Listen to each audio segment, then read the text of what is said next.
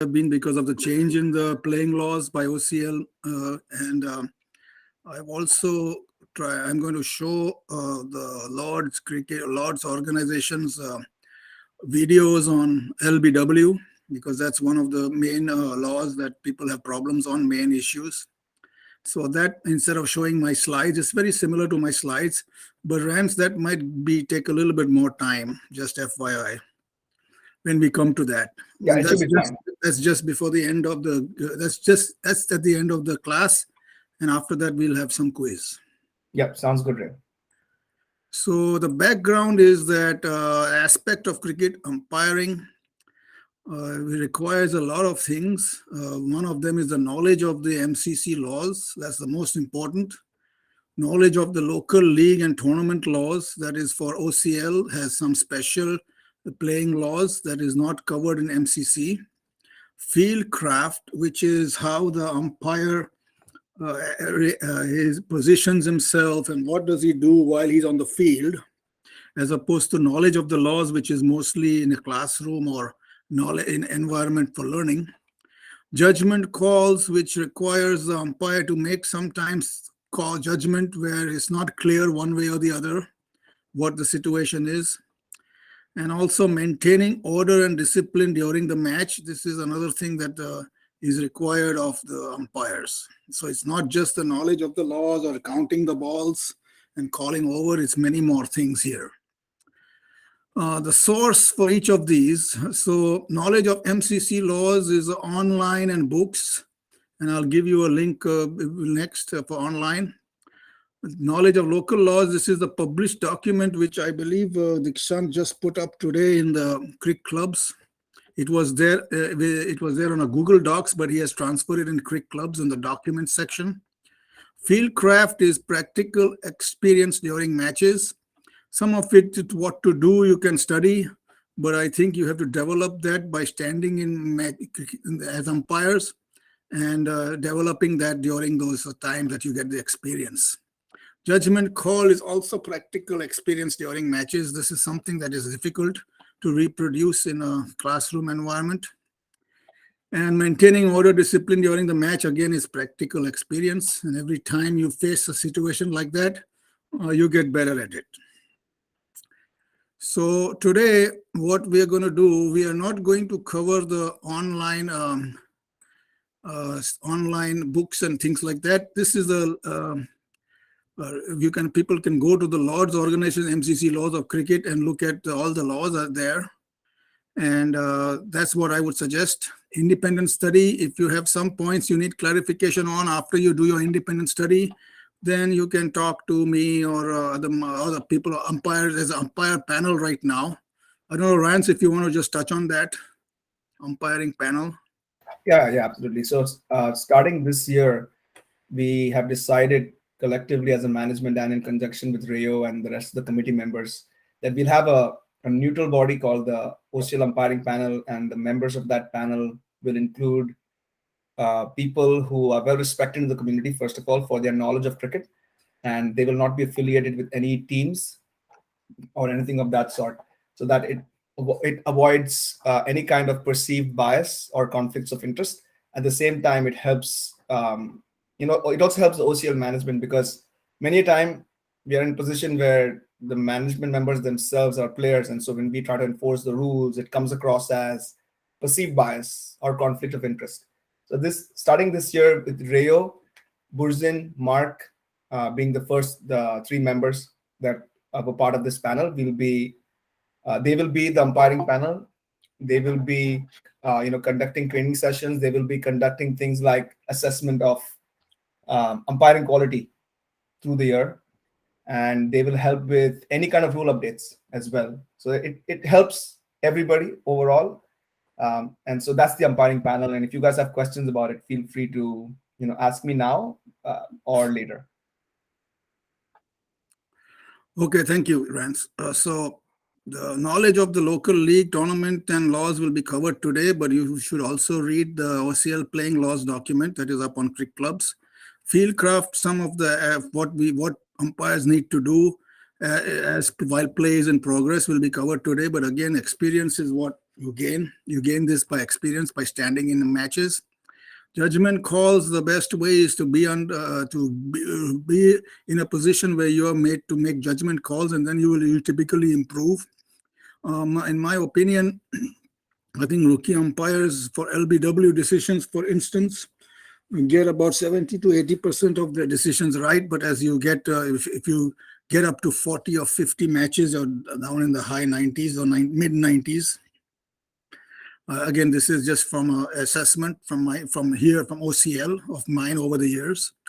Maintaining order during discipline during the match, again, is standing in umpires a match. If you have some issues with any of these, you can discuss with me or Mark or Burzin or others who have had a lot of experience in umpiring. Today, also, I will cover LBW law, because that was one of the laws that a lot of people said we need to have the umpires trained on it. There's a lot of controversy sometimes on this. And then we'll have a quiz at the end as time permits. One of the things that recently came out in the news was that there is going to be a change in the MCC code. There's going to be a 2022 MCC laws of code introduced. Right now, we are following the 2017 code. So 2022 code, but that is going to be done from October. In fact, it's going to be published in October, on October 1st. It's not even published yet. And actually, the news people, media just mentioned 2 or 3, but there are a lot more, including 8 changes, including one of which would be critical to OCL. Like, what do you do if the ball bounces outside the mat, outside the pitch? Can the batsman go and hit it and things like that? So there's some changes on that also. But I think we will go through that next year. These changes apply to OCL matches starting from 2023 season. I think that's what the management has said. So I know a lot of people were confused about the new batsman taking strike when there is a crossover, if it's a high catch, but that doesn't apply this year, from next year. So let's go to what the umpire's duties are before the toss of play. So you have to arrive at the ground 45 minutes before the scheduled start of the match. And you have to meet with the home captain or his deputy, who can be member of the home team if the captain is not yet present. And this happens sometimes in our case, in OCL's case. Together with the home captain or his deputy, ensure that the wickets are properly pitched, the creases are correctly marked, a boundary across the ground is identified either by a rope or a marked line or by flags, cones, other objects, which have to be visible from the pitch, obviously. So umpire gets a good idea of what the boundary is. And just before the toss, ensure that the captains exchange team lists, agree on the timings of the intervals, which we'll come to shortly, and other relevant items related to the match.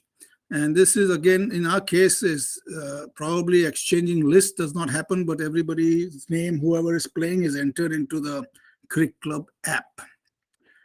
So one of the things is that the creases properly marked it's not a given in every case. You have to go and check and see if they are marked. I just wanted to give you my experience last year when I went to umpire in the minor league, the national league that is going on last year up in Seattle. And even in that case, the creases were not correctly marked. So it happens even in a higher level of cricket. So we have to make sure that it's correctly marked. Umpire's duties at and after the toss. So the toss is done by the home captain flipping the coin and the visiting captain calling heads or tails. Ensure that the captain winning the toss should inform the umpire and opposing captain of his decision right away. I mean, you should not allow them to go talk to their players after the toss is done. You have to give him, maybe you can give him a few seconds, but beyond that, nothing much. Inform the 2 captains on the start time and the first ball will be bowled. That should typically be when the match is scheduled to start, unless there is some delay caused by non-arrival of players, which we will get to in a few slides. And ask the fielding captain for the balls to be used for the match. So this is again the fielding captain, not the batting captain, for the balls to use the balls for the match. Ensure that the balls are used as required by OCL management. I believe for T20 runs, it is the Crown County, right? Crown County Yes. balls. I don't know what it is for 30-30, but we can discuss that later. So these are the crease dimensions. Now, typically the mark creases have to be white in color, except the wide crease, they have to be white in color, and no more than 1.5 inches wide, but inch is always best. And this is the popping crease, the one that batsman takes the guard on is called the popping crease. The return crease is the one parallel, perpendicular to the popping crease. And that is 8 feet 8 inches between the two. And that's the inner edge of this. Everything is the inner edge. All the things are the inner edge except this bowling crease, which is the outer edge for measurements. The wide crease is 17 inches away from the return creases. And obviously, if this is 8 feet 8 inches, this is 4 feet 4 inches away. The popping crease can be unlimited in length, and I would suggest that you ensure that there is a paint even of the popping crease onto the grass, just not on the pitch, because sometimes the batsmen tend to run on the grass. So I would ensure that that is there too. Some people have marked the popping and the other creases with yellow or blue, but I suggest that it be turned into white whenever possible. Last week at IHES, they didn't have white paint, so I allowed them to mark it in yellow. So now let's go through the time sequence of the OCL T20 and 30-30 matches.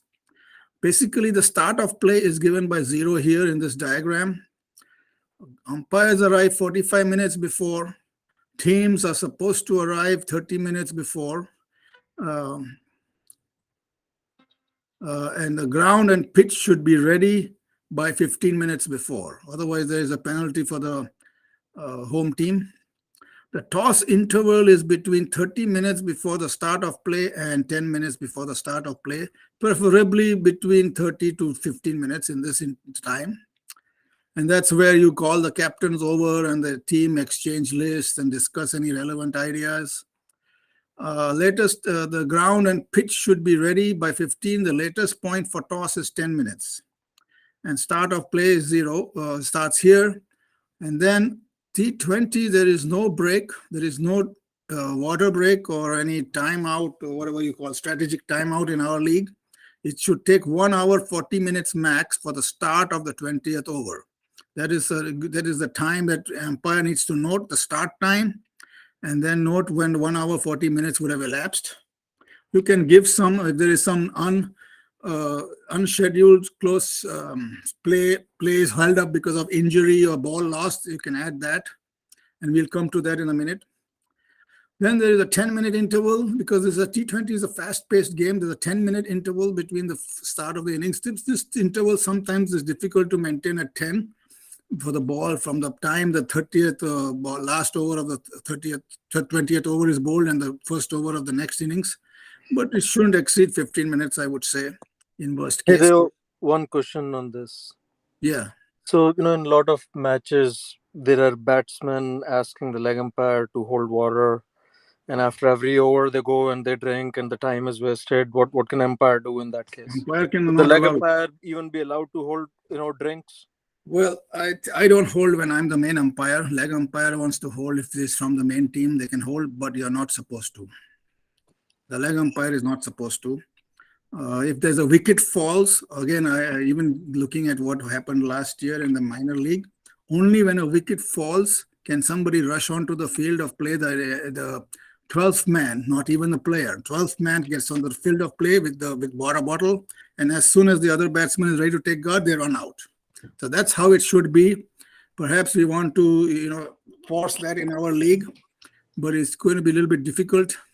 I would suggest if the batting side umpires, if they want to hold the drinks, that's fine, but they need to make sure it's not placed on the ground. And if it is, it's behind them, not in front of them. Otherwise, 5 runs will be deducted from the fielding side. So that has to be ensured. But I don't think every over or in between overs, you should allow water. So especially towards the end of the game. yeah, if the batting side umpire is allowed to hold water bottles, then Yes. it's like a drinks, in between every over. No, you should not allow that. You can, as a main So is that umpire, a main umpire can? control that. If there is a time is okay. If the time is, I will come to that. You have to monitor the time throughout the innings. So if you're behind, if the fielding side is behind the time, it is not. Do not even allow that, or you'll have to add time on to the fieldings to the innings because it's fielding side is not drinking. The batsmen are drinking. If the batsmen keep drinking, you can give one warning, and the second time there's 5-run penalty. And by the way, this happened just last week. Okay, So sounds good. yes, you can give penalty also. I've done that last week. The batsmen were late coming onto the pitch twice, and I had to give a warning to two separate teams. So I think you can, as a main umpire, you have the right to give all these warnings, and you have the right to keep the game moving. Let me give you another example. Just last weekend, it was extremely cold and windy in Salem. So I was giving, and there was no other match. I was giving some leeway there for because people were very cold. They had to warm up and all that. So that was taking some more time. So in some cases, you might have to give leeway. But I think if there are two matches going on, especially in the summer, I don't think the weather should be something to give a lot more time for. Okay, any other question? The other thing is that both the innings should probably be finished approximately 3 hours, 35 minutes or 45 minutes, unless there is a ball lost or injury. I think most of the matches should be completed much before 4 hours, when normally they're going even more than 4 hours. That's something that we want to cut down here. Wides are a problem. Wides increase the time. But that is again part of the bowling side who have to be careful that we do not give any extra leeway for wides balls bowled. So the bowling side needs to ensure that they control the wides for many reasons, not just for runs, but also for time. This is the time sequence for 30-30. Before the start of the match, it's all the same, where the toss takes place between 30 and 10 minutes before the start of the match, preferably within the 15-minute area. But there is a drinks interval of 10 minutes after the 15th over is completed, or if a wicket falls in the 15th over.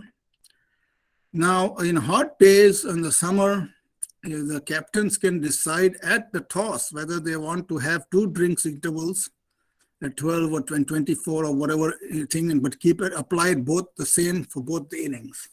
But that has to be done at the toss, not after that. And if one team does not do it, the second team cannot do it. So that has to be kept in mind. This one takes 2 hours, 30 minutes max, start of the 30th over. And here, interval between innings can be maximum 30. If there's a time, more time has been taken by the first innings, you can reduce that to up to 20 minutes, reduce 10 minutes off it. And then again, for the second innings, the same thing. There is a drinks interval. And I think we should be able to finish the match way before 6 hours. Sometimes it takes longer. I've seen a lot of matches take longer, and I'm not sure why. I think in my opinion, the biggest time gap, not counting uncontrollable things like ball getting lost and injury, is that the captains change the field very often, even after 1 or 2 balls. That I think is one of the biggest time sinks in our league, from my opinion, from experience. And I think that could be certainly eliminated, if not reduced. Because if it's a left and right hand, a fielder should know that they have to change left and right hand batsman. But even sometimes the right hand same batsman right-handed, the field keeps changing just because the last shot was hit somewhere else, and the fielders follow the ball. And I think that's something the captains need to look at carefully. Player late arrival penalties for teams. Hopefully this does not happen, but it's quite often that it happens in our league. At least 8 players from a team need to be present on the ground at least 10 minutes before the scheduled start of play. So if the play is 1:30, by 1:20, you need to have 8 players on both sides of both teams. Otherwise, the toss does not take place.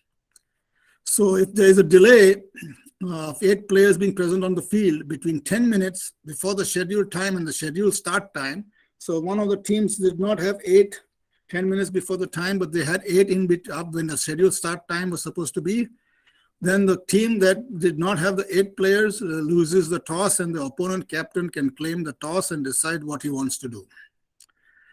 If the schedule start time to 10 minutes, so if they don't have 8 players, 10 minutes into the time that the match is supposed to take place, then 1 over is lost for the team. 11 to 20 minutes, 2 overs are lost, and 21 to 30 minutes, 3 overs are lost.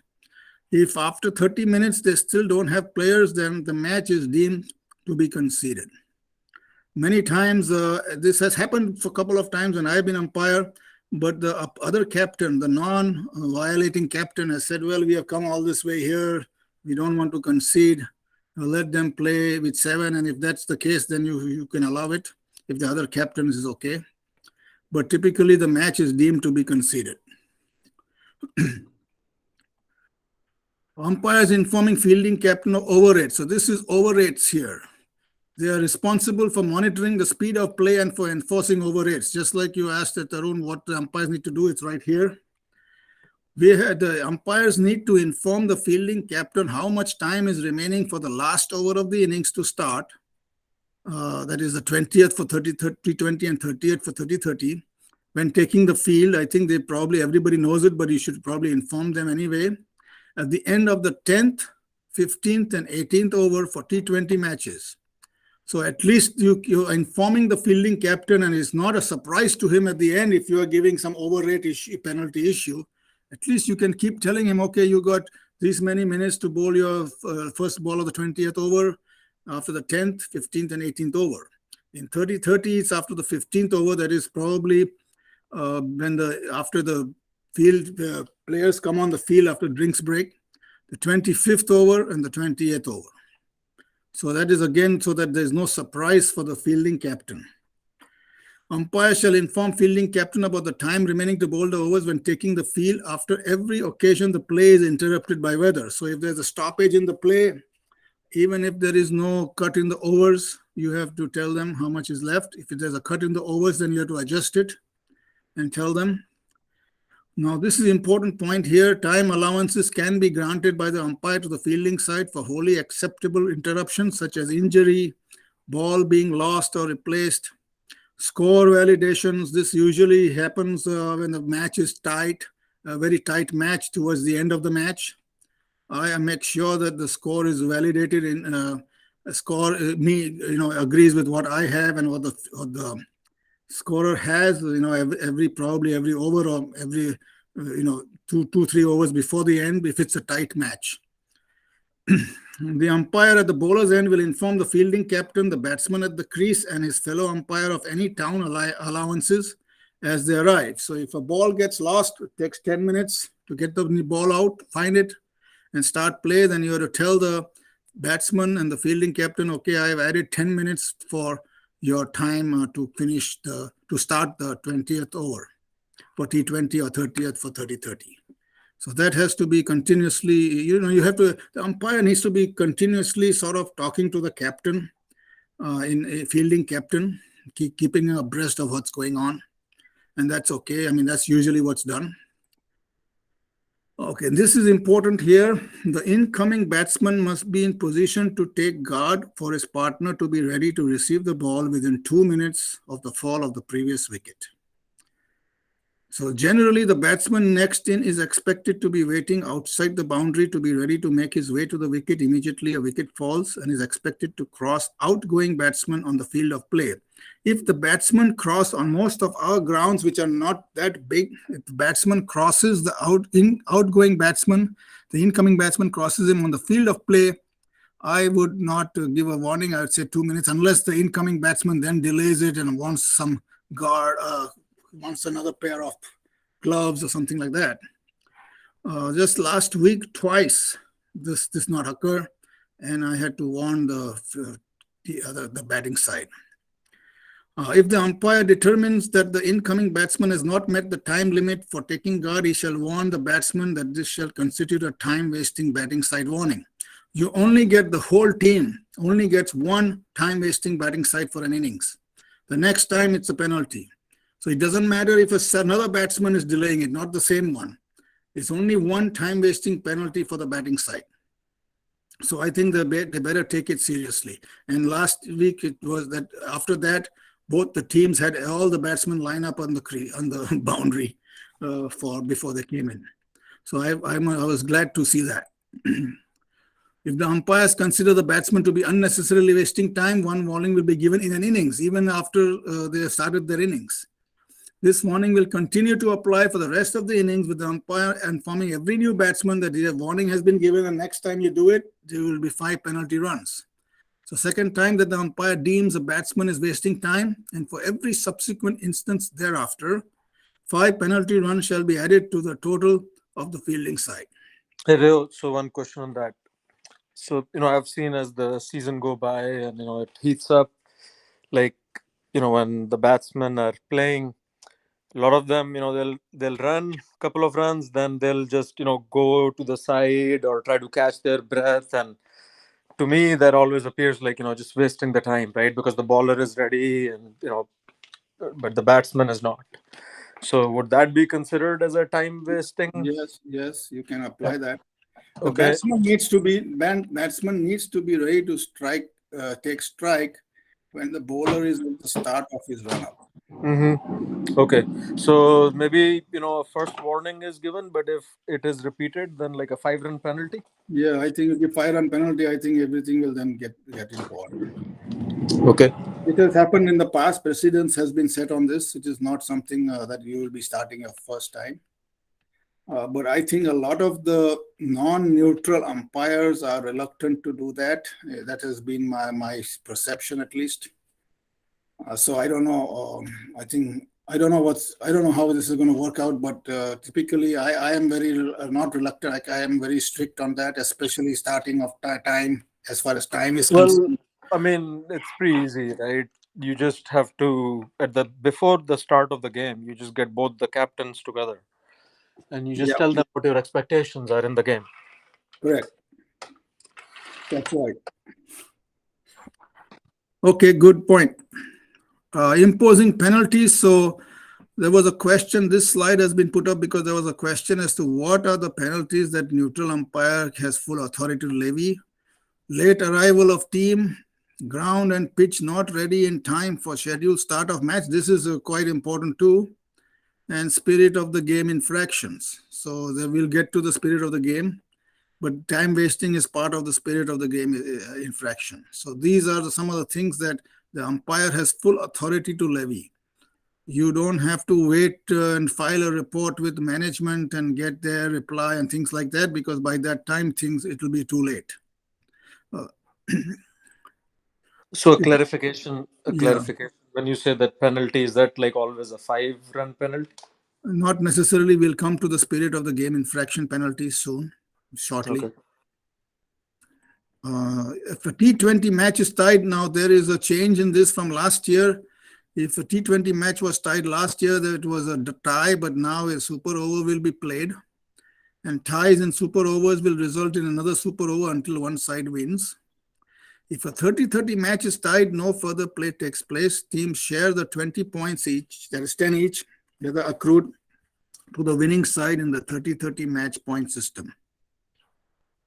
So that's something to note. Now, sometimes the super over might eat into the time of the next game if it's the first game in the morning. But I think that should be okay, because we typically only have 2 games in a day for T20, which are shorter than 30-30. Because 30-30 takes longer. That is why we can't even play super over there. That's why it's usually tied. If the match is tied, it stays tied. And it has happened a few times. I think in T20 also it has happened 2-3 times. No ball with free hit. Again, the standard MCC laws of cricket, no ball applies. That is, a no ball is not counted as one for the over. Penalty is 1 run. Free hit, the delivery immediately following any no ball infraction, not just footfalls, will constitute a free hit. Either batsman cannot be dismissed except by being run out, and the fielding captain is not allowed to change the location of the fielders for the free hit ball unless the batsmen have crossed during the no ball delivery. I think that is very, very well known and understood by most of our players. Leg side wide ball, irrespective of where the ball pitches in relationship to the stumps, if that ball passes down the leg side of the striker without touching any part of the person or equipment of the strike and wide of the leg stump, the umpire shall call and signal a wide ball, even if the striker makes an attempt to play the ball. Now, one thing here is that if the ball goes over the leg stump, the striker has moved to the offside, and the ball goes over the leg stump, it's not a wide. Many times, it's a judgment call for umpire for this leg side wide if the batsman is standing on leg guard and he moves before the ball delivers before the bowler delivers the ball to the offside. Then you can consider the wide stump, the leg stump as the wide marker. But if he has not moved, and if he moves subsequently after the ball is delivered, and the ball just grazes past the leg stump, you don't have to call a leg side wide. But that is very rare in our league. Offside wide ball, if a ball not being a no ball passes outside the wide marker line or crosses this line during its flight after having pitched outside the off stump, the umpire shall call and signal wide ball. Whether the batsman attempts to play or brings it within reach is immaterial. So one thing to remember, this is pitched outside the off stump. Sometimes the bowler bowling left arm round, the ball could pitch on the leg stump. It could go within reach of the batsman, and because of the angle that the bowler is bowling, it could cross the end of that line. So again, that may not necessarily be offside wide. It's up to the umpire to make that judgment. But if it pitches outside off stump and then is obviously beyond the wide line, it is a wide. If it crosses on the going outside off on the offside while crossing that line, then it's a wide. So that's the main thing here is that sometimes the ball just going over the line, whether it's a wide or not, I think the benefit of doubt in this case should be given to the bowler. If it's all right over the line, benefit of doubt should go to the bowler in this case. And that's where most of the problem occurs, not crossing of the line, but where the ball is pitched and then just follow the wide line. That's when the batsman or the bowler both get aggrieved if the call goes against them. This is a footwear spike restrictions that was put in because sometimes people were wearing, especially rookies, spikes that you usually wear in India and other places where there are turf wickets. That was tearing up the mat. So I don't think this has happened recently. Most of the players don't have spikes, but just keep an eye out for that. Rayo, Yes. I have one question on wide. If Yes. the bowler is bowling around the wicket and left arm around, okay, any round, right arm, left arm. right hand bowler, he's bowling around the wicket for the right hand batsman. And most of the umpires, if the ball passes even though from the yellow line, and if I take, I'm doing the keeping most of the times, and I see that even though if it is not wide, the umpire is simply giving the wide because I'm taking the ball from the above the wide. Okay, beyond that, yes, that's a common issue. Yes, that's sometimes not even sometimes even a bowler bowling over the wicket. Yes. Sometimes even a bowler bowling over the wicket, right arm over, the ball swings after passing the line. Yes. That also is a problem. Yes. No, even though if they mostly I see like around the wicket, let's say like the Sheshu is bowling. He most of the time he bowls around the wicket, and whenever it passes from the yellow line, umpire is giving like, no, it is wide. So there is a lots of arguments are going on that one. So I wanted to, if you can put something around the wicket, if you can put something in the document, that will be very helpful. I think if Sheshu is bowling around the wicket and the ball pitches outside the off stump, it should, because of the angle that he bowls, I know it should be a wide. But if his ball pitches on the leg, and I know he tries to bowl on the leg, he tries to get the batsman ball across the legs. I don't think that those should be called a wide. But again, if it passes the line, if it crosses the line, the wide marking line, umpire has to give a wide. You are talking about the case No, when it does not cross the line, but then goes.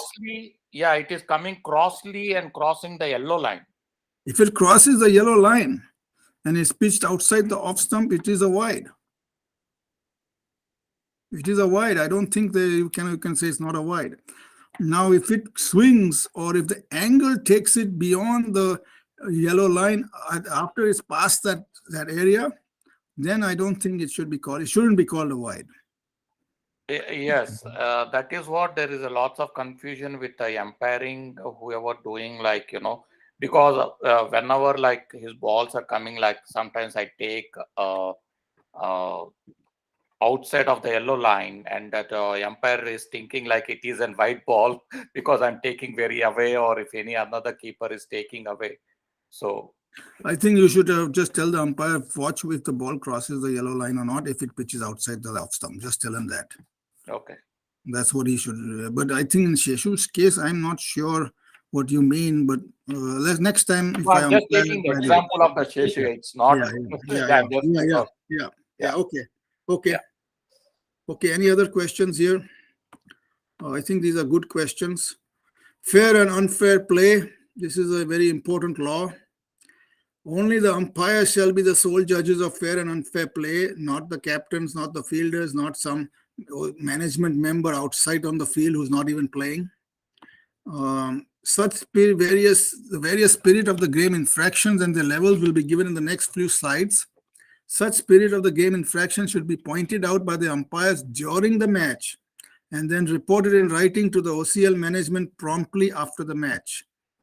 If you don't point it out and you report it later, then this becomes a problem, and that has happened in the past. So I suggest that the umpire, if he sees a spirit of infraction, point it out right there and give the infraction warning. And we will get into that, what you have to do. So this is a level 1 offense. And this is cumulative over one season for each individual player. So every time he makes a level 1 offense, it adds on to his quota. The first instant is going all the way down. Before we go into that, is one more final first warning. Second instance is final warning, and subsequent instance is 1 game suspension. So he basically gets 2 warnings before he's suspended by a game. First, what is this level 1? It is willfully mistreating any part of the cricket ground, equipment, or implements used in the match. A batsman knocking the wickets when he's getting given out or bowled, that falls under this with his bat, a batsman hitting the wickets with his bat.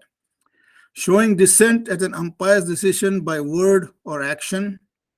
Again, many times the batsman might just stay there, not even say any word once he's given out LBW or caught behind, or maybe even run out some close decision. That the umpire could constitute that as a dissent, even though he didn't even say anything, but he stood there and didn't move on. Using language that in circumstances obscene, offensive, or insulting. This is also very important. Many times the players, though, say a bad word, but they're saying it to themselves because they made a mistake. In that case, I usually let it go, but I still warn the player that, hey, you shouldn't be doing that. Making an obscene gesture. Appealing excessively. This one here is again on the judgment of the umpire. Sometimes some umpires are more relaxed about this than others. Advancing towards an umpire in an aggressive manner while appealing. So this one, if the bowler or fielders take about 3, 4, 5 steps, that's called advancing aggressive. In the OCL, there is a unwritten law rule that if the wicket keeper or the slips advance beyond the stump level, the striker stump level, it automatically generates level 1 offense. That means the umpire does not even have to think. Yes, he says, okay, you came forward. This is a level 1 offense. Because many times I have seen it happened, I think, in a semi-final or final last year, the wicket keeper running straight across to the umpire, almost being 10 feet away from him on the other side, on the other end. And so that is definitely aggressive manner when appealing. And any other misconduct, the nature of which is in the opinion of umpires equivalent to level 1 offense. So anything similar to that, he can say it's a level 1 offense. So I think this Raiyo, one. a couple of questions. Yep. First of all, are these rules, clearly identified and communicated so the players know it? Yes. Okay. This by the way, except for the punishment, this is MCC law. This is not OCL. The only thing OCL, as I said, is the people moving from behind the wicket to above the wicket. Yeah. So my second question is my understanding correct that this is all based on the judgment of the umpire, or does the umpire then need to somehow prove it to the OCL management that, hey, look, this is what happened and this guy should be punished? Like, what is it? No, I think I said here, the umpire shall be sole judges of fair and unfair play. Okay. So who should the umpire contact in case such things have happened? Report in writing to OCL management. I think Rance, you might want to say a few words about the new form, the new detailed form that umpires have to fill out after every game this year. So Tarun, the onus is on the umpire to report it immediately. It's an umpiring judgment. You should inform the captain as well. And we also have a process where the umpire has to send a written report after every game. So whether it's reported or not, like things like start and end time, we want to keep track of those metrics to see if you're slipping or if somebody was wasting time. So those things have to be reported as part of the umpiring report. So if you give an infraction, you have to first of all discuss with your other umpire. If you want, you can talk to him. If you are not clear about something, the other umpire is your colleague in on the field. You can ask him what's going on, and you can even discuss that with him. Then you have to, once you decide to give the warning, you have to give the call. If it's a fielding side, you call the fielding side captain over and tell him, I'm giving this warning to this guy. Make sure it doesn't happen again or take action. Fielding side captain can take whatever action he wants. Okay, so let me ask this thing. Let's say if in the same game, 2 warnings are given and third time the person does the same thing, then what? Then he will. Then you cannot. You cannot. You will have to write a report there. You will write a report to the thing, and he's probably lose maybe more than one game. I think. I don't know. It's up to the management. But we are coming to that in level 2. It could go into level 2. Tarun. This could become a level 1 to a level 2. If he keeps doing it, I would give him not 2 level 1 warnings, but I would give him 1 level 2. Okay, so maybe I'll same wait individual, to see same what level individual, 2 right? is. Same individual you're talking, right? Yes. Okay, yes. Okay, yeah. Okay. All right, I'll just wait for you to share. One thing I want to say here is that these things are not put in place to punish the players. They are put in place so the player who is a little bit aggressive changes his behavior for the future. Yes. No, I understand that. Yes. So that's something to keep in mind. So if there's somebody who is repeat offender and he's not changed his behavior, I don't think he should be allowed to play, my opinion. Yeah, if you give him, I know a lot of people who have been given 1 warning and they've completely changed. They've become really careful. But sometimes other people don't do that. I don't know. It's up to the individual. Because again, there's so many people and at times, things can get aggressive. So, would the umpire feel safe just continuing the game or not? Let's go to level 2 here and level 3. So level 2, again, this is cumulative over 1 season. Here, the first instance is first and final warning. Second instance, 1 game suspension. Third instance, 2 game suspension. That means not 1 game, another 1 game, it's 2 games. So we got to be careful. Show dissent, serious dissent at umpire's decision or word or action. So it's not just In the level 1, okay, he just waits there, looks around, then he goes. Here he starts gesticulating, shouting things. Those sort of things will fall on the level 2. Making So yeah. just Go to ahead. clarify, Rio, like the example you gave earlier, where you were saying that there was a keeper and he charged toward you like almost 5 or 10 feet away from you, Uh-huh. right? And showed significant dissent at your decision. Would that be considered as level 2? I will give him a warning. First, I will give him a warning. If he does it again, I will make that level 1 into level 2 Okay. in the same game. Yes, I will do that. Making inappropriate and deliberate physical contact. Now, this is very easy. This is something that is not a judgment call on the umpire. The other things, like you said, Tarun, may be judgment call, but here it's clear. Somebody has touched somebody else. Throwing a ball at a player, umpire, another person in inappropriate, dangerous manner. This may not be that clear, but still you can make out when that happens. Using language or gesture to another player, umpire, team official, or spectator that in the circumstances is obscene or of a seriously insulting nature. Again, it doesn't have to be a player or umpire, even outside team official. This has happened. This has happened in our league where it's not the player has not been involved, somebody outside has been. He is spectator. Then it also falls under level 2. And again, any other misconduct, the nature of which in the opinion of the umpires is equivalent to level 2. So this is levels are going higher up. Yeah. Next one here, level 3 and 4. These are also cumulative. Intimidating an umpire by gesture or language or gesture. There also one question on the Yeah. previous slide. So let's see, where is it? So you say, okay, using language or gesture toward another player. So Yeah. I mean, I've seen like a lot of over the years, a lot of people, they think that maybe their main strength in the whole game is basically sledging. It's not batting or bowling or fielding, but it's sledging. So I suppose that the umpire can step in and Yes. call out and tell that person, hey, don't get personal. I mean, you can say things in general nature, but not get personal with anybody. Yes, umpire can do that. Yes. They make Okay, sure that could be things are considered kept in like the bud. this. That could be Things considered level 1 or level 2 warning.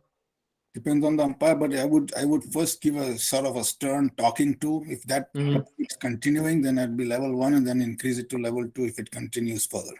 Okay. That's what I usually do. I haven't gone to level 2 yet, but level 1 I have a lot of times. In one case, I had to tell the other. In one case, it happened where the wicket keeper. I think this was last year, a year before. I was a spectator, and the wicket keeper did what I told you to happen to me last year, and the umpire didn't give any warning. So I told the umpire, I called him and says, "You have to give warning right now. It is. You don't even make a judgment. It is automatic." And then he got confused. He said, "What is all this and all that?" So that's what that created a lot of problems. So sometimes the umpires don't know this. Yeah, no, I agree with you. I've seen that happen as well. Yeah. Even when you inform them about the law, they get confused. And they don't want to give warning because they're worried. They don't want to probably disappoint some of the players. But I think, again, as I said, this is good for the player that you give it so that he realizes he's made a mistake and needs to change his behavior. That's the way I feel about this. It's not bad for the player. It's good for the player.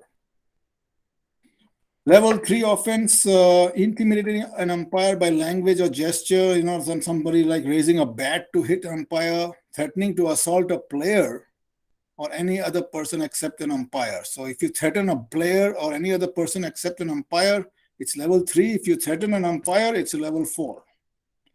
So level 3 is intimidating an umpire by language or gesture and threatening to assault a player or any other person. So obviously this is 1 game suspension, then second instance is 2 games, and then it doubles after that to 4.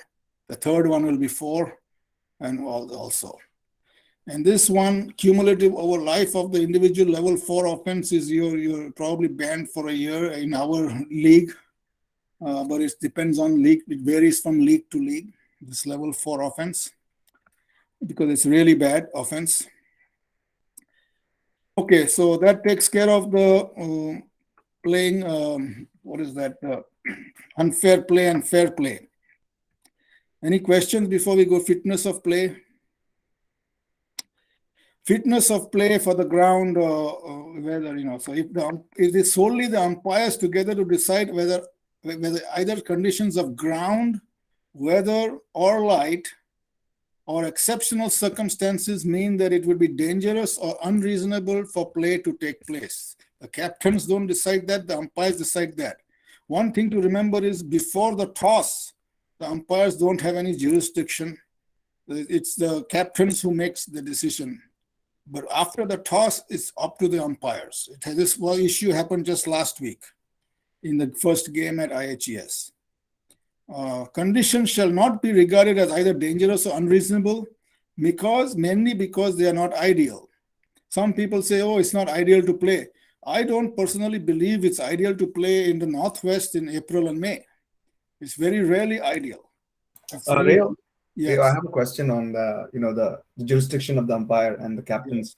So you said that before the toss happens, the captains mutually decide if it's safe to play. Yeah, the captains make a decision even if to abandon the match or not even to have it half an hour before. I think it's in the playing laws. So, but then if they do decide to delay the game, and this happened, I'm bringing this up because it happened last week. I mean, there could be some people who just delayed by 1 hour, 2 hours, and they say, hey, toss is not done, so it's our jurisdiction, not yours. And they may also want the whole game to happen, which, it's you can't have both. If they want to delay it, I think we need to tell them that they have to cut the overs and apply Duckworth-Lewis, or they start the game and get on with it. Yeah, once the toss is done, the umpires decides that. Right, but I'm just saying supposing the game was delayed by 1 hour last week and the toss happened, then I would have cut the overs. Yeah, but it looks like last time they did not want to do either. And I don't know. It doesn't matter. They don't want to do or not. If once the toss happens, umpire gets involved. Okay. I don't think that is very clear cut. And the problem was one captain wanted to play, the other did not. That was the problem. Usually both captains don't want to play or both captains want to play and the umpire says, no, that's a different issue. Unless it's dangerous, they have to start the game. So just a clarification on this. You said one wanted to play, one does not. It happens often. So in that case, then I guess, if one doesn't decide to play, then the game is off, right? No, it was not a decision to play. I would not have made them decide not. It was a wet pitch. The pitch was not covered at IHES because none of the teams were Beaverton teams. None of the home team was on the Beaverton team. The pitch was wet. It was wet, but it was not dangerous. One of the captains says, look, when I run onto the pitch, and he proved it to me, he ran onto the pitch, all the mud and everything was coming onto the pitch every time he ran on. So we finally reached a compromise where I would stand with a broom as an umpire and clean off every time. And then he agreed to play. So that's what really happened. No, that's not what I wasn't specifically asking for that. Let's say, it has been raining overnight or in the morning, right? Yeah. And then the two captains are there. One of them wants to play for whatever reason. The other one doesn't want to play, right? And toss hasn't happened. So in that case, I would imagine the game is off, right? Yes, the game is off. The status quo stands. Stands. Thanks. If the game is continuing to be played and one captain says, well, then the toss is on, so it doesn't matter. The umpire decides. Okay. So conditions. So again, it is if it's not ideal, doesn't mean you don't play. If it's unreasonable, you can still play. The fact that the grass and ball are wet does not warrant the ground conditions being regarded as unreasonable or dangerous. Again, this is not an OCL law. This is from MCC laws of cricket, which is followed all across the world. Be careful. It is. Some people say, oh, this is OCL law. No, it is not. This is from the MCC laws of cricket. That if the grass is wet, ball is wet, you can still play. Conditions shall be regarded as dangerous if there is actual and foreseeable risk to the safety of any player or umpire. So this is the overriding condition. If the umpire thinks it's dangerous, the game stops. Even if both captains want to play, it stops. You stop the game. That's where the umpire's decision comes in. Conditions shall be regarded as unreasonable if, although posing no risk to safety, it would not be sensible for play to proceed. And that's what I told the captains last week, that I think this is unreasonable, but it's not dangerous. And same thing in the match in Salem, where it was really windy and very cold. I said it's unreasonable, but not dangerous. So that's where you make a decision that, okay, you can play. If both captains want to play, fine. If both captains don't want to play and you think it's unreasonable, okay, stop the game. That's fine. That's within the laws. If the umpires consider the ground is so wet or slippery as to deprive the bowler of a reasonable foothold, the fielders of the power of free movement, or the batsmen of the ability to play their strokes or to run between the wickets, then these conditions shall be regarded as so bad that it would be dangerous and unreasonable for play to take place. So here they have set some guidelines here. This is again from the MCC laws. The ground is so wet or slippery that the bowler cannot even run up, or he cannot even get a foothold. He slips every time he goes into his gather. The fielders, if they are trying to chase a ball and they have to change direction when they are moving towards the batsman, they change direction, they slip. The batsman cannot even play strokes. He slips as he puts his foot down or run between the wickets. Then it is dangerous and unreasonable. None of these things were the case last week for the instance that Rance describes. Suspension of play. So all references to ground include the pitch. So umpire shall immediately suspend play or not allow play to start or recompense if either umpires considers the conditions of ground, weather or light, or any other circumstances are either dangerous or unreasonable. When there is a suspension of play, it is the responsibility of the umpires to monitor conditions. They shall make inspections as often as appropriate, unaccompanied by any player or officials. Immediately, the umpires together agree the conditions are no longer dangerous or reasonable. They shall call upon the players to resume play. So if the umpire decides that the conditions are now fine, you just call the players over right away. Don't say, okay, if we start in 5 minutes or we start in 10 minutes. Just say, let's start. Now here in our case, if the umpires consider the conditions unreasonable, not dangerous, unreasonable, then you can ask the captains if they agree to play or not. If they both agree, then they can play, even if the umpire thinks that the play should not take place, unless it's dangerous. So this is something for OCL matches only. Positioning of the umpires. So this is where the umpires should position themselves. The umpire shall stand where they can best see any act upon which their decision may be required. So this is important. A lot of times, almost every match, I, as a main umpire, get told by the bowler, oh, can you move a little to the right because you're coming in my way of bowling? Now, if I move to the right, I'm not able to judge LBW line decisions, where the point of contact is and whether it will hit the wicket. So I have to stand between wickets, center of the striker's stump to the non-striker stump. I have to stand in that line. So what I say is I'm going to move back instead of moving left or right. And that usually is fine for the bowler. Instead of moving to left or right, you do not have to do that. You have to stand where you can best see any act upon which your decision may be required. Subject to this overriding consideration, the umpire, the bowler's end shall stand where he does not interfere with either bowler's run-up or striker's view, just like I said. The umpire at the striker's end may elect to stand at the off side instead of on side of the pitch, provided he informs the captain, the fielding side, the striker who's taking guard, and the other umpire of his intention to do so. So there are many reasons why the umpire on the leg umpire can move to the off side. Typically, he should be on the leg side. One of them could be there's a left and right hand batting combination, and he doesn't want to keep moving and delay the game. That would be one. The other could be that his view of the pitch, of the popping crease, is obstructed by a fielder, close-in fielder who's standing even closer than him. And he won't be, especially the fielder keeps moving either way, he won't be able to make a judgment. Then he goes to the offside. So that is also another reason why he changes.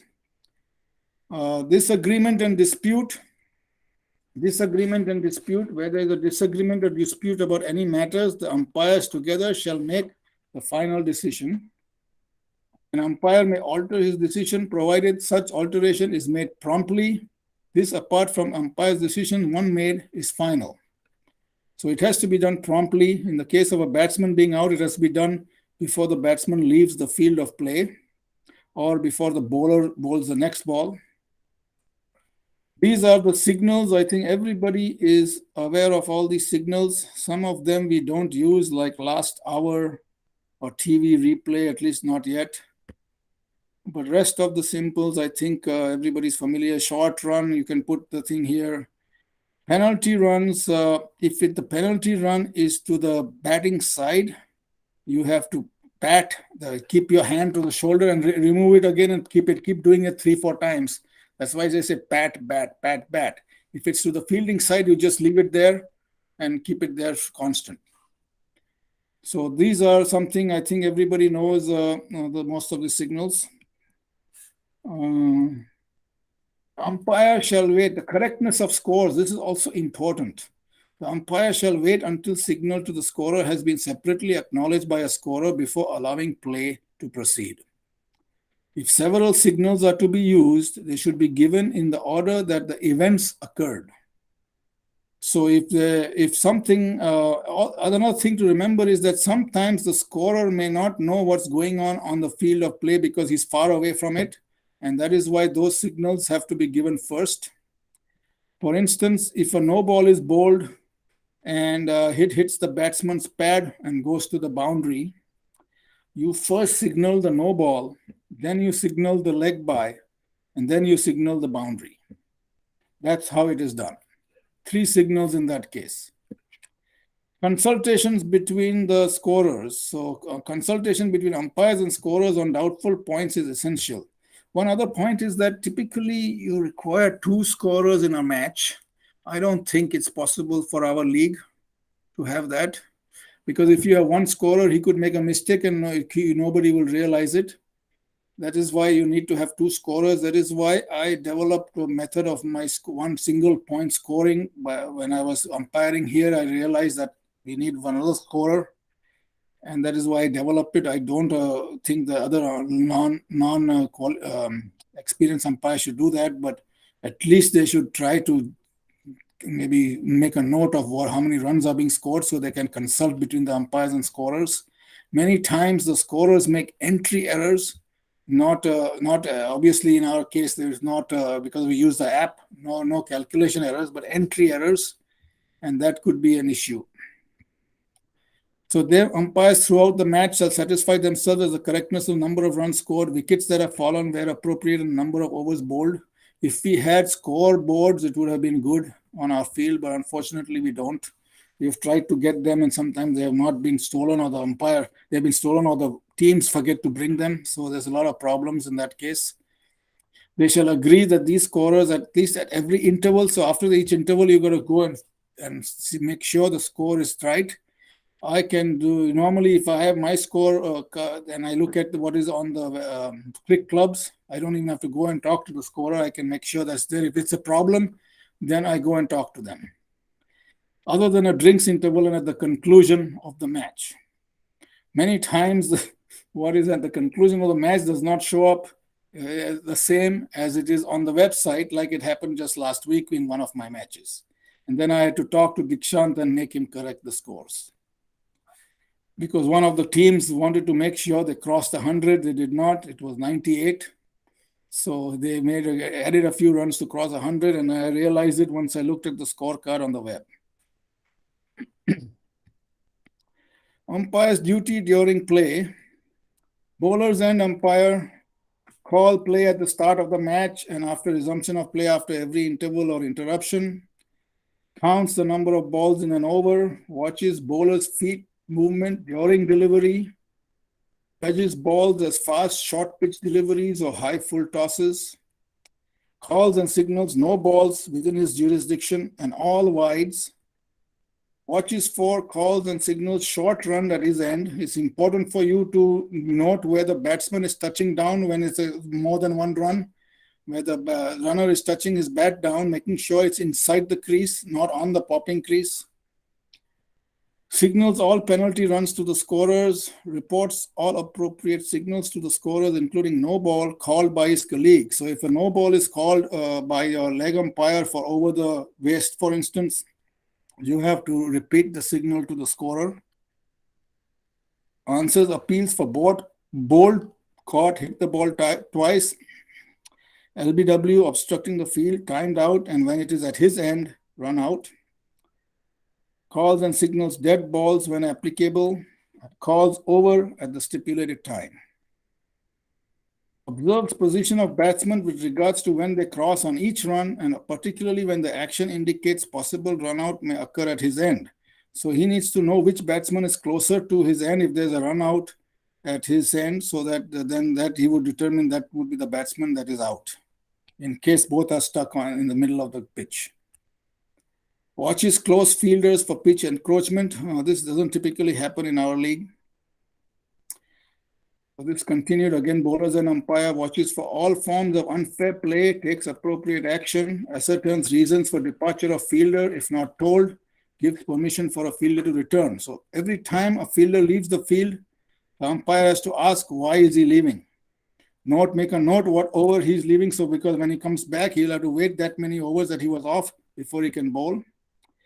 And if he thinks the reasons is not good enough, he doesn't need to allow, he may not allow a substitute.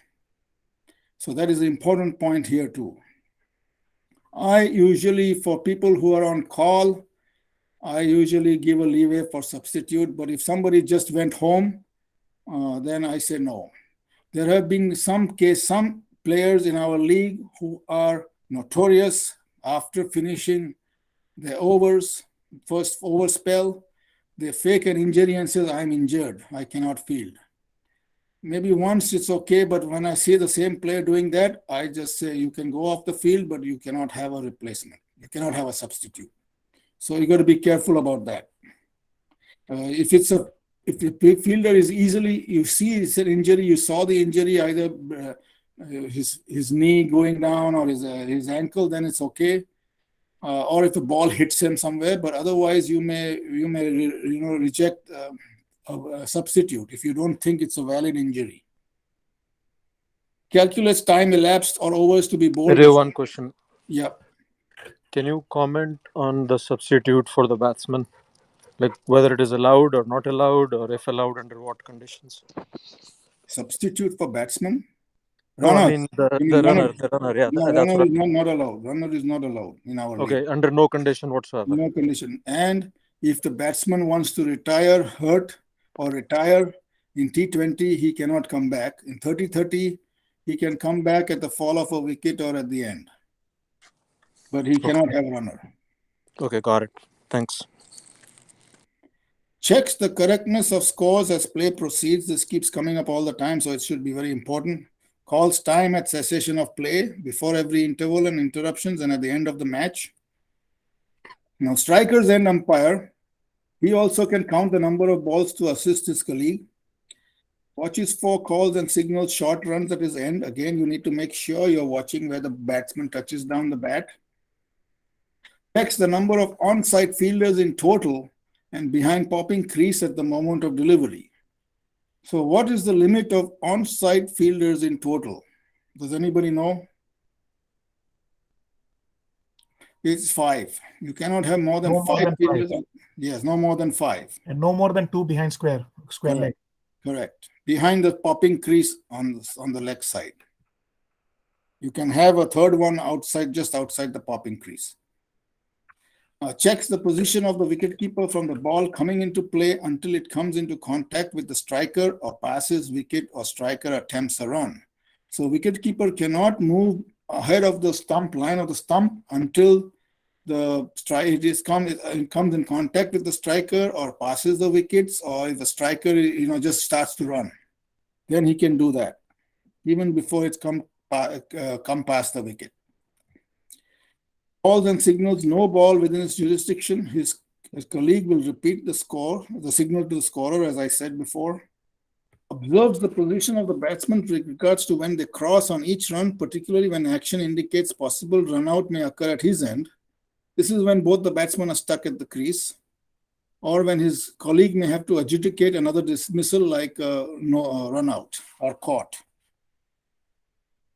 Watches for all forms of unfair play and takes appropriate action when required by the laws, particularly if the bowler is, for the leg umpire, he has a better view of the action of the bowler, and he can go and tell the main umpire that. Observes all action of play to be ready at all times to assist his colleague. Again, bowlers and umpire, ball is being delivered, what should he do? He must be able to see where the bowler's feet land in the delivery stride, the line between wicket and wicket. He must be able to see both sets of wicket in line, the flight of the ball after delivery without head movement. Only move your eyes. If you move your head, your judgment becomes a little difficult.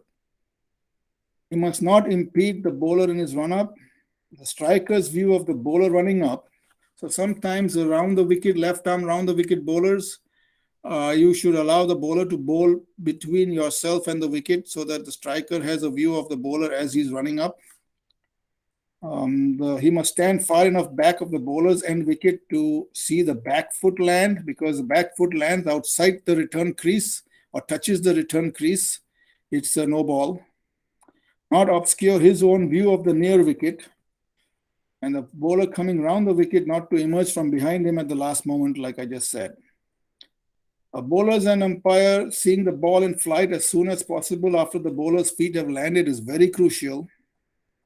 The umpire must be watching the exact path of the ball for a possible LBW appeal, for a possible touch of the bat, to see whether the ball rises too sharply after pitching, to see whether it's a high full pitch ball, see whether it's within the wide marker on the offside when it passes the striker's end stumps, to see whether the batsman makes an attempt to play the ball or not, to avoid being hit by it.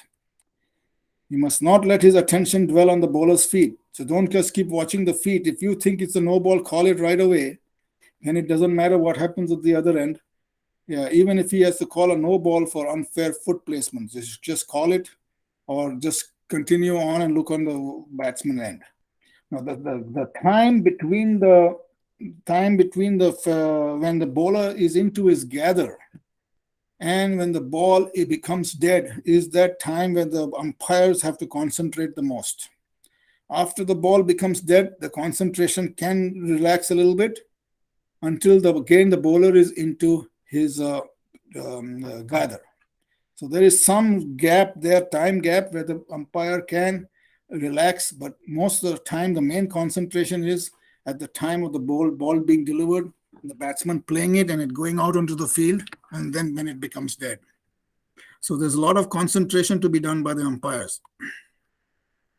Bowlers and umpire, if the ball goes into the field, he must be ready to move very quickly to the position of the crease to watch for completion of each run, because the wicket is put down fairly. Sometimes the fielder collecting the ball hits the stumps before he has the ball in his hand. In that case, there's not a fair dismissal because the wicket is not put down fairly. What is happening to the ball in the field? That is also important. Ball might hit a helmet, or somebody might use his cap to feel some things like that could happen. When the batsman cross, to see of all this, he should be far enough from the stumps to see the wicket and propping crease at the same time. Many times umpires don't move, and it's very difficult to give a decision. If you are still standing in front of the wicket instead of square of the wicket, if you're a main umpire, and there is a close run out, I don't think it's easy for you to give a decision. Then in that case, it's best not to give a decision. I have seen wrong decisions being given when I have been sometimes being leg umpire by main umpires not moving square, and they either give not out when it was clearly out or out when it was clearly not out. That has happened. I think that should be avoided. If you do not see something, even if it is out, I will come to that in a minute. So one clarification. For the main umpire, right, he should not necessarily always move to the square of the wicket. It depends where the ball goes. Oh yeah. If the ball goes to square, the best position is for the umpire to stay where he is. If there is a possibility of a run out, I think he needs to move, and sometimes it's difficult to anticipate. No, I know. All I'm saying is, let's say the ball goes to mid wicket, right, and it's thrown from the mid wicket.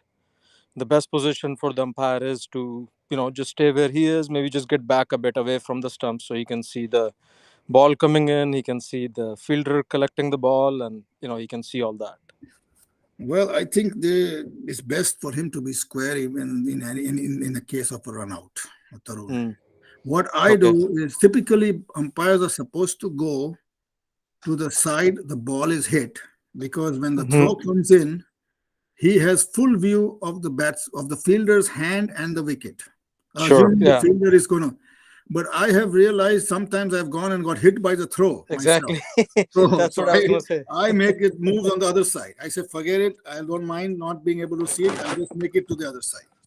That's what I do. In the case of a throw coming from mid wicket and you are the bowlers and umpire, you should be at short mid off, basically. Yeah, but if you're at the short mid off, what will happen is the let's say the bowler is collecting the ball behind the stumps, right? It's going to block your view then. Yeah, you have to be positioned in a way where you don't allow that to happen. You're right. There's another problem I have encountered is that sometimes the batsman running on a close run out, he runs into you if you're not far away from the wicket on either end. So you got to move quickly and further away so you don't impede him in the run. That is another thing. People have got injured like that, some umpires and batsmen in that case. So that is something else you need to look at. Again, all will come with experience. So he will normally go to the same side of the ball, so he's not unsighted by the fielder when taking the throw in. We just discussed this, but I'm a little bit wary of doing that unless the ball is way out into the field. He will break this rule if you're likely to get in the way of a fielder close to the wicket or if there's a runner. He must keep his head still. So this is very important. You have to keep your head still when you're trying to judge any line decision, even LBW. Judging runouts and LBWs, keep your head still. That gives you the best chance of getting the right angle or the right line of where the ball has pitched or what has happened to the stumps breaking. He must be sure that his colleague is ready and in a position to observe events before allowing the bowler to commence his run-up or bowling action. So that is the thing here. Even umpires should not delay the time. You need to be in a position right away when the bowler is ready to commence his run-up. Hey, Raiyo, in the third last bullet of the last page, we should take out if there is a runner. There is no runner in OCL. Yeah. This is again part of the MCC, but this was old laws. This is not a new one. I'll take that out. Position of the umpire, strikers and umpire is being delivered the ball. He should be able to see the bowler's arm action, wicket-keeper's position, as I said, and all actions in relation to the stumps, particularly if he's standing up to the stumps. There are no more than 2 onside fielders behind the popping crease at moment of delivery. That's important. While the bowler is running up, if the fielder is just inside, but then when the ball is delivered, he moves to the outside the popping crease. That's okay. The striker's position in relation to the popping crease, obviously, for stumping. If the wicket is put down, by what agency and in what manner was this done? So it has to be put down with the ball in the hand of the fielder. He must not impede the fielders. One thing I want to make sure here, a fielder with the ball in his hand can use his hand all the way up to his elbow to put the wicket down. He doesn't just need to use his wrist or his the palm. He can use, if the ball is in that hand, he can use up to the elbow, not the bicep or shoulder, but up to the elbow, and that is still considered as putting the wicket down properly. I think this came up last year in one of the matches. Raiyo, can you clarify one more thing? Let's say if a run is happening and the batsman is out of crease, but let's say the fielder disturbs the stumps, right? And before collecting the ball. Yeah, before the batsman gets in, the fielder disturbs the stumps. Somehow, let's say the batsman is still out of the crease, but now the ball is in fielder's hand. What's the proper way to get the run out? Knock the wicket, one wicket down, or knock the whole stump down. Well, how would you do it? I mean, we have like these spring stumps. So he'll have to probably pick up the stump. That's what we do. But so I think there's like a lot of confusion on this. Maybe, good for umpires to just clarify this, before the start of the game. So, when if it Yes, happens, I've seen this thing happen a few times. I So think just I think one of the things that they say, IMCC, is that if the umpire thinks the ball has hit that stump, even if it's a spring back, so that if it was anchored into the ground, it would have fall off, then he can consider that as a valid way of breaking the wicket. okay. So as long as the wicket is broken again, you don't have to like lift up the whole structure. Now the thing is, say usually what happens if the bowler or fielder disturbs the stumps and then he gets the ball and then he touches the stump. Now that is not enough force for the stump to fall out. But if the fielder dismisses the stump and there's a direct throw coming in from the outfield, and it's such force that it hits the stumps don't obviously fall off. But I would consider that enough power for the stumps to have fallen off. So you got to keep that. You got to make all these judgments while you're on the field for all this to make a decision. Again, it depends on the situation, but typically I don't think the fielders will break the wicket with enough force. There have been some fielders who have done it correctly and lifted up the stumps. There have been some fielders who have done that in our league. This happened last year in one of our games. Like the keeper knocked the bails off, and then I threw the stumps from like short third man, and the force was enough to knock the stumps off. And the batsman was still out. Batsman was still outside the crease. Yeah, they were outside the crease, but the whole argument became no, you have to keeper has to collect the ball and raise the stumps and stuff. And I was like, the stumps are down, like, so this argument did happen. Yeah. Like, stumps do fall if you hit it from the other side, like from the bowler's end. If you ball, it's going to spring back. But if you hit it with force from the other side, from third man area, like the stumps do kind of. If it falls down, then it's valid. If it falls down, the third umpire did not give it out. He didn't give it out? No, sorry, leg umpire did not. Oh my God. Okay, that's wrong. Yeah. Okay. Like as an umpire, his position will be square, normally at square leg, so he doesn't have to go on square of the wicket. He can go offside, as I said, for two reasons: because of a fielder or low sun or whatever. If he cannot see the crease, like happens in JDF sometimes, you have to go as a setting sun. You have to go on the other side. Hey, Raiyo, so maybe, sorry, one question for you and Rance, if he's still on the call. Can OCL make a rule that the leg umpire cannot go and talk to the batsman in between overs? I always impose that. Because, the leg umpire is more of a cheerleader inside the... No, I impose that. And some people have been surprised when I've told them, but I don't. I tell them No, not so to. can that just be a rule in OCL? You are saying you impose that, but not everybody obviously does it. So yeah, Rance, you want to put that in the playing laws? Sure, I think it makes sense. The duty of the umpire is to judge decisions and not be a cheerleader. Yeah, but somebody has to monitor it, and that's the main umpire. It's up to the main guy to monitor it. Yeah. Yeah, just they can't be even for running between the wickets or giving any advice. I think that makes sense. Okay. Any other questions here? Ray, we have a question on how much longer it's going to take. So if you can give an estimate. Well, I don't know. It depends on how many questions we get. What do you want to do? No, we can continue. We can just answer the person, whoever it is. And I think maybe half an hour more. Okay. I think I'm going to go through positioning of the umpires. I think is everybody knows much about it. Completion of each run wicket is put down fairly. This is fairly general knowledge or common sense. Okay, now this is very important. I think people should stay for this here because it's Law 36. And this is what the umpire training that they go through in MCC. Let's hope you can hear it. Oops. Okay, I have to go to the other thing here. Where is it? Okay, here we go. All right. Law 36, LBW. Can you guys hear this? Many people hold up the LBW. Yes. Complexities, but in truth, it is one of the simpler laws in the game. The earliest games of cricket did not include leg before wicket as a method of dismissal, But after the development of pads allowed batsmen to defend the wicket with their legs, it was brought in to prevent negative cricket, with the first mention of LBW going back as far as 1774. Wickets falling LBW are becoming increasingly prevalent at the top end of the game as technology revolutionizes our understanding of how the ball will behave after hitting a batsman. But the law itself has changed very little in recent years.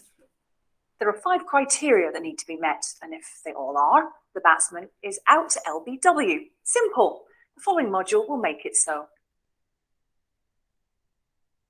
In this training module, we will look at the law as it's written, review each element of the law in detail, using photos, animations, and videos where necessary, offer you some test questions to help you check your understanding of the law.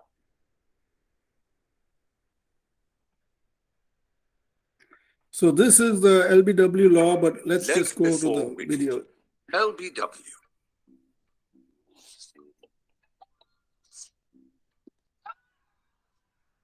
LBW is a little like the offside rule in football. Many people claim to know it, but how many people really do? Our handy checklist means that whether you find yourself umpiring an international test match or the kids on the beach, your reputation for fairness will remain intact. There are 5 basic criteria to consider. The batsman is out, leg before wicket, if 1. The bowler bowls a ball that isn't a no ball, unlike this poor fellow. 2. The ball, if it is not intercepted on the full, pitches in line between wicket and wicket or on the offside of the batsman's wicket. It cannot be out if the ball pitches outside the line of the leg stump. 3, the ball hits the batsman either full pitch or after pitching and before he hits it with his bat. 4. This is where it gets a bit more complicated. If the batsman was making a genuine attempt to play the ball, the point of impact must be between wicket and wicket for LBW to be an option. However, if the batsman has made no genuine attempt to play the ball, the contact must either be between wicket and wicket or outside the line of the off stump. 5. This is the crucial part. But for the interception by the batsman, the ball would have gone on to hit the stumps and dislodge the bails. Any questions? Just refer to Law 36 in the Blue Book.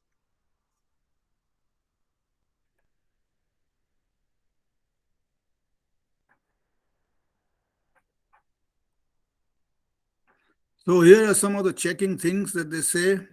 First, is the ball a fair delivery? If it's not a fair delivery, then LBW is not, you cannot give LBW. If it's a fair delivery, LBW is possible. Then the next one is, where did the ball pitch? If the ball pitched outside the leg stump, immediately you can say not out. If the ball pitched outside the off stump or on the stumps, then you have to go to the next question. And that is the next check, check number 3. Fair delivery. Okay, this is a video here. Where is the ball pitching? This delivery pitches in line with the stumps. It is therefore still possible for the batsman to be out LBW.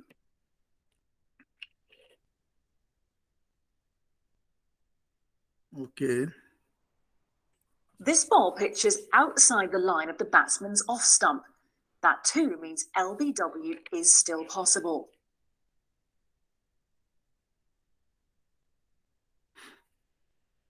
This delivery has pitched outside the line of the batsman's leg stump. That means he can't be given out LBW, whatever else happens.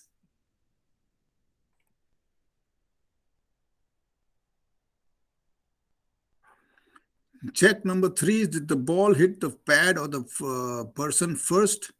If it hits the bat first, or if it hits simultaneously the bat and the pad, and you cannot make a judgment as an umpire, then you have to assume it hits the bat. So that's something to remember. As you can see from the close-up, the ball has passed the bat and hit the pad first, the batsman could still be given out LBW.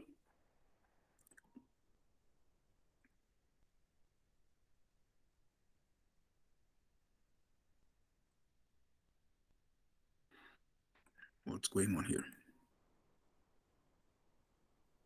Well, I think something's wrong with the internet. That's okay. So here in this one, whether it hits the pad or the pad first. Although this ball hits both pads, it's only the first impact with the batsman's front pad that matters. Yes, so sometimes if it hits both two impacts, the first is all you have to consider, not the second.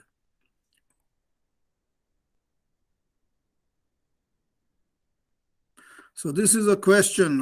We have already seen that only the first impact matters. That is, if the ball hits the bat or the pad person. However, if the ball hits one pad and then immediately hits the other pad, how might you be aware of this and what you should take into account? So what do you guys feel here? How can you be aware that it has hit one pad and a second pad too? What is the clear signal? One of them is you will hear two noises.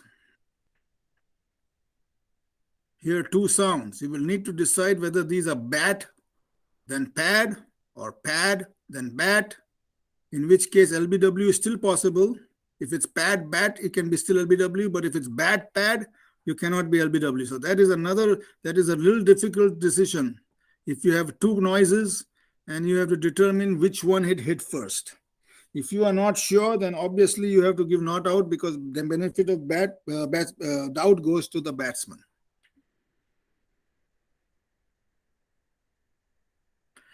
Check 4, was the striker hit in line between wicket and wicket? This is something that some of the players don't understand quite well.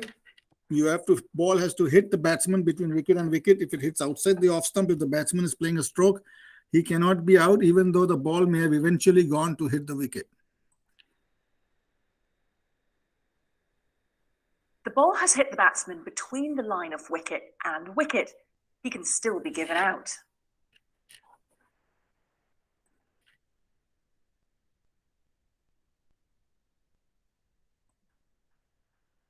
The ball has hit the batsman outside the line of his off stump, but because he made no genuine attempt to play the ball with the bat, he could still be given out LBW. Of course, the umpire has to make sure that make sure that he thinks it would have hit the stumps 100%. Otherwise, he has to give not out, even in this case.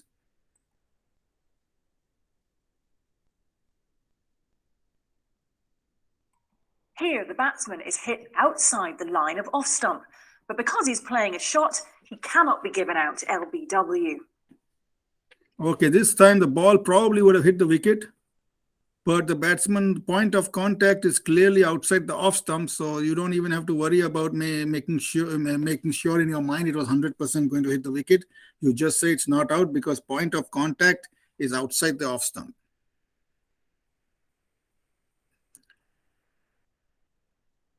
And then this is the most important. Will the ball have hit the wicket?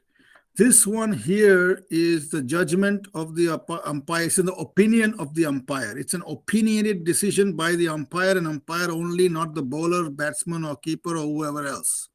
And that's what the umpire has to decide. And this is where many of the times there becomes an issue with the decision. If the umpire thinks it's going to hit the wicket, it is out.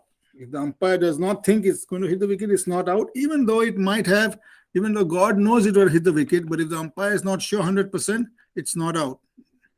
So path of the ball, you have to follow the distance between where the ball pitches and where it hits. So this is called the traveling distance. The traveling distance after the ball pitches and hits the pad. Many times the traveling distance is so short that as an umpire, you cannot really know what direction the ball is going. In that case, you cannot be sure it's going to hit the wicket 100%. So you have to give not out.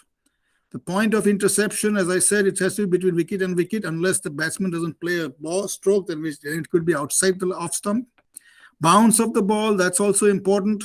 Many times the ball is in line of the stumps, but it's over. It would have passed over it, so it's not out. My top tip for Law 36 LBW. Bear in mind, The bowler's position plays a vital role in the line of the ball. If the bowler's in close to the wicket, it's far more likely that the ball will, having struck the pad, go on to hit the stumps.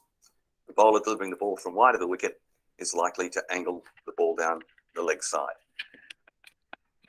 Okay, this is Bruce Oxenford giving his top tip. Full toss. So here, the full toss, you have to assume the ball is going to go the same line. You don't have to worry about it spinning after pitching and things like that. Even if the bowler has been spinning the ball quite a bit in the previous balls after they pitch. But in this case, it's a full toss. You have to assume it goes directly to the stumps.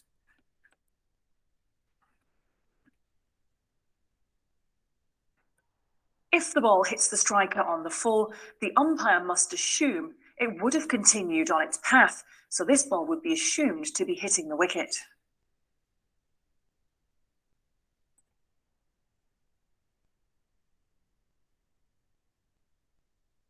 Reverse sweep. So I don't know, some people play the reverse sweep in our league, but the position of the batsman as adopted as the bowler begins his run-up is how you decide what is the off stump and the leg stump.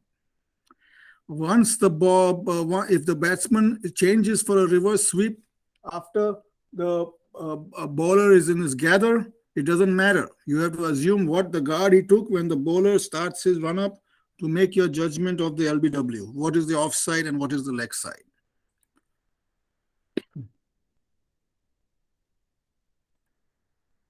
Here, the batsman has switched his stance, but it's only his stance when the bowler began his run-up that matters. This ball has therefore pitched outside his off-stump, and he can still be out LBW.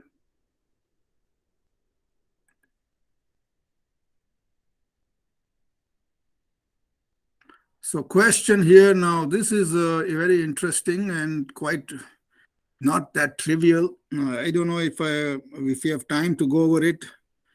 I think maybe we want to proceed ahead, Rance. Yeah, please, Raiyo. It's already 8:40.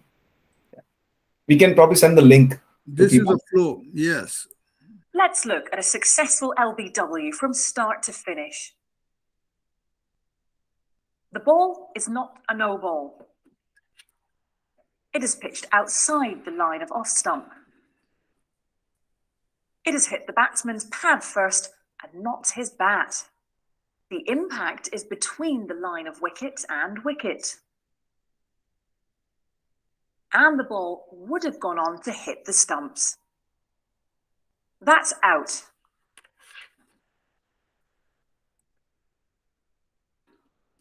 Okay. I think, Rance, now let's go back to the one last slide I had here before we go to the quizzes. By the way, I have put this flow here, which is very interesting. I think it's a very informative flow. Laws of how LBW flow, how the umpire needs to think in his mind before making a decision. And some of the crucial things, I think they already covered most of this. All right, so this is a one slide, which is you probably won't get it anywhere else because I am the one who made up this slide here. So there is a difference between a batsman being out and being dismissed. This is some fact not a lot of players know. One of the fundamental concepts in cricket is that a batsman is not out until the fielding side appeals and the umpire has appealed to the umpire, and that umpire has dismissed the batsman by raising his finger. So this gives a dichotomy here. You can have four conditions, whether it is yes or no to two questions. So the first question here is the batsman dismissed by the umpire? You can have yes or no. And the other one is the batsman out per the laws of the cricket? You can have yes or no. There are two of these four that are ideal. If the batsman is out per the laws of cricket and the umpire has dismissed him, that's good. It's ideal. If the batsman is not out per the laws of cricket and the umpire has not dismissed him on appeal, that's also good. But there are two instances where the ideal is not an ideal situation. Let's take the first one, where the batsman is out per the laws of cricket. but the umpire has not dismissed him. This is not ideal, but is still acceptable per the laws. For instance, the LBW, if the umpire is not 100% sure the ball would have hit the wicket and he says not out, yet if God knows, God has view saying, okay, yeah, it would have hit the wicket. So that is not ideal, but it's per laws, it's still allowed because the decision is an opinionated decision of the umpire. And so batsman gets benefit of doubt. And the fielding side needs to accept this condition in the spirit of the game. So this is the one that is not ideal, but it's the better of the not ideal ones. The one here where the batsman is out per the laws of cricket, he's not out, but the umpire dismisses him. This is a little bit less ideal than the other one here. But this implies umpire's judgmental error, and batsman needs to accept it per spirit of the game. I think this particular box decreases as the umpire gains more experience. So that is one point to remember. This is again is fundamental concept of cricket. It's nothing new. So that is why you need to be aware of this. And a lot of people who show dissent are not very aware of this issue. So I think, Rance, we have the quiz section here. If people want to stay on, they can stay on or they can drop off. Yeah, I think I would encourage everybody to stay now that you've stayed for the whole presentation. Some of these questions are pretty interesting and circumstantial. So I think, Rance, you might have to pick people to answer the first one. On the left side, leg side, white ball. Is that a white ball? No, okay, here, let me explain. So we have already marked what the pitch, the wickets, the line of the wickets here between off and leg stump. The large square circles are the pads of the batsman, and the small non-filled circle is where the ball pitches, and the line of the ball is also drawn. Of course, the umpire would have to judge that in real life. And and it is pitched, and where it pitches is that small unfilled circle. And it's a right-handed batsman in each case. So on the left side, is there a white ball? Rance, you usually remember. Yeah, sure. Lohit, are you on? Yeah, it's white. That's good. What about the right side? The right one? The right one is white too. Okay, that's good. So in both cases, it passes beyond the stumps, beyond the wide leg side and beyond where the batsman is standing. Yes, pad on the leg stump, passed down the leg without touching the striker, but it's passed so far the striker could not play a normal stroke, so it's a wide ball, even though it pitched on the stumps. What about here? This one pitched outside the off stump, off spinner bowling. Yeah, that's a wide. Good. What about here? This one pitched outside the leg stump and it moved in towards the batsman, missed his pads, but passed down the leg stump. It's still wide. Okay, good. So yeah, so this is some of the things. So if it passes down the leg stump, it's a wide. If it has passed over the leg stump, it bounces and passes over the leg stump, it's not a wide, even though it pitched outside the leg stump. Okay, this is the offside wide ball. So these are the right-hand batsmen. These white circles are where the ball pitched. These are 3 instances of the ball in the left and the right. So what about in this case here? How many of these are wide balls? Bala, are you on? Bala? He might have dropped out. I see his name on the call, so I just thought I'd ask him. Maybe he's gone to restroom. Nishit Patel. Nice. This looks like people have just left it on. Nagarajan. Yeah, here. Okay. Go ahead. Can you hear me? Yes. For the first one, for the one on the left, the middle one and the one on the right. Yeah, white balls. Yeah. And the one on the dark, the full line is not a wide. No. These are all wide balls because they cross the wide marker. I mean, If they cross the white marker, they are white balls. Here, this one here, the line that does not cross the white marker, it is not a white ball. Okay. Next one here. Yeah, Nagarajan, you can go again. Let's take this ball here. Okay. No, that's the. Remember, No, the batsman is that's here. not a white. Batsman is here. Remember, Yeah, batsman is that's here. not. It's not a white. Yes. This one here, Not a white. this straight line one, Not a white. and this one here. Not a white. That's good. That's good. That's good. All four are not white balls. They don't. These ones cross the line, but they don't. They pitch way outside the leg stump. This one here does not cross the line. The extra right one. Even though it pitched outside, it comes in. Now these are swinging balls. They don't pitch. There is no circle. So somebody has to take this. Who is going to take it? Who's next? Saurav Patel.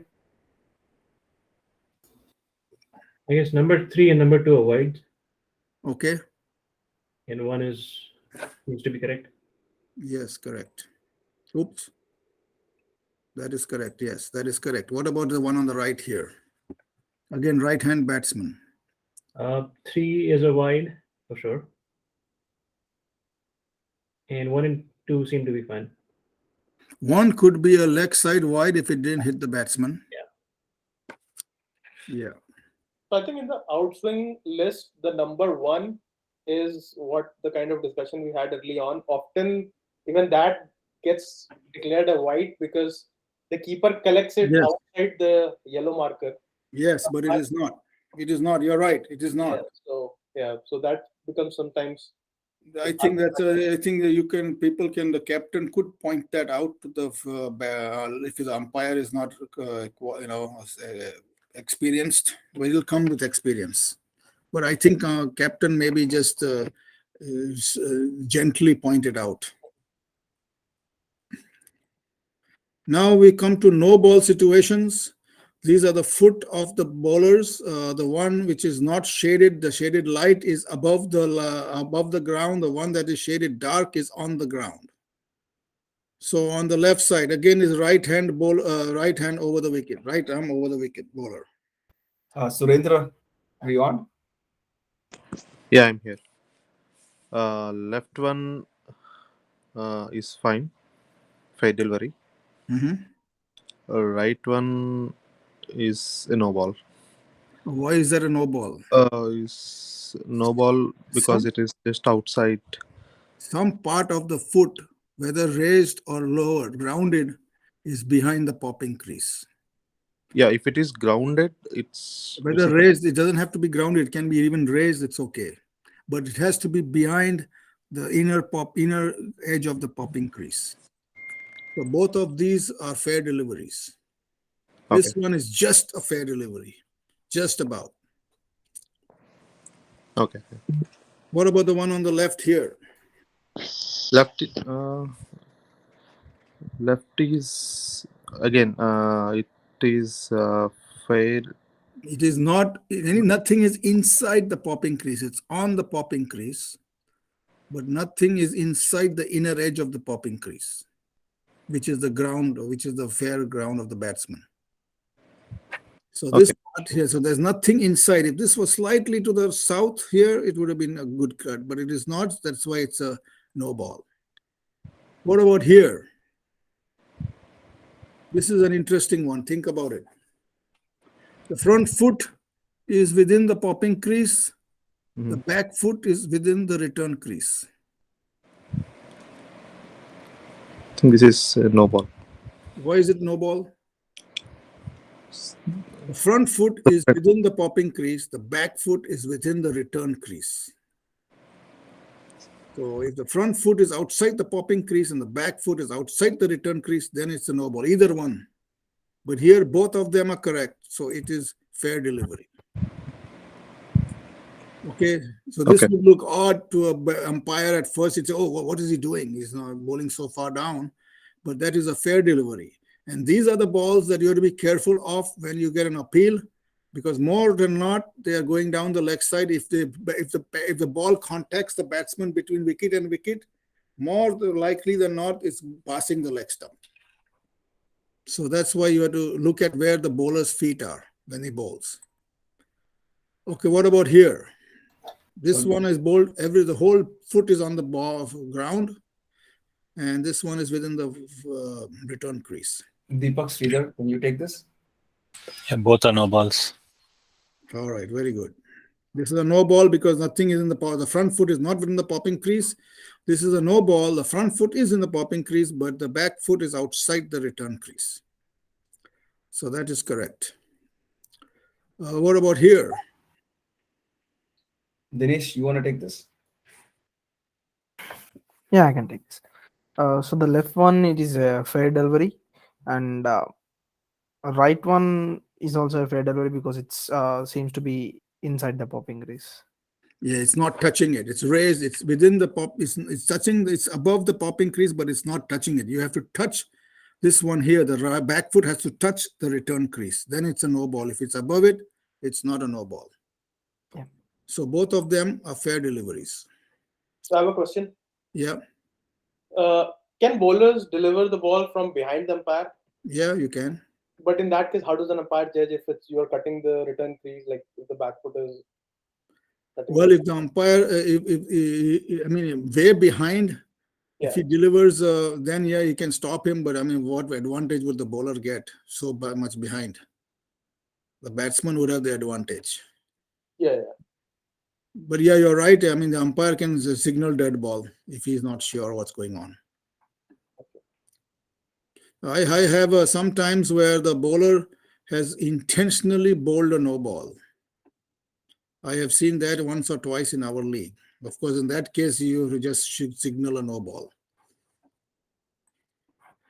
Will the delivery, okay, here now, I don't know, a lot of people don't know one part of the no ball law. So that is why I put this up. The left side is that a no ball. All right, now we're out of people to ask, so I'll give this to Burjan. Okay. Yeah, it is a no ball because it's crossing the middle stump. Correct. You have to, you cannot cross on the other side of the stump that you're bowling from. So if you're bowling right arm over, you cannot be on the right side of the middle stump. And none of your feet should be there. What about this one, Burjan? Yeah, it's all good. All right, good. So this is a fair delivery. All right, good. All right, now here we go. This is probably the last one here. So this is the case of full toss over the waist. This has also caused a lot of controversy, especially batsmen being out. And even if he's not out sometimes, because if it's called wrongly, the batsman may be deprived of a free hit. So here I have already given you where the batsman is standing with respect to the popping crease and where the waist is. Now, usually on the field, you will have to judge that for yourself. And there are 7 instances of balls going full without pitching.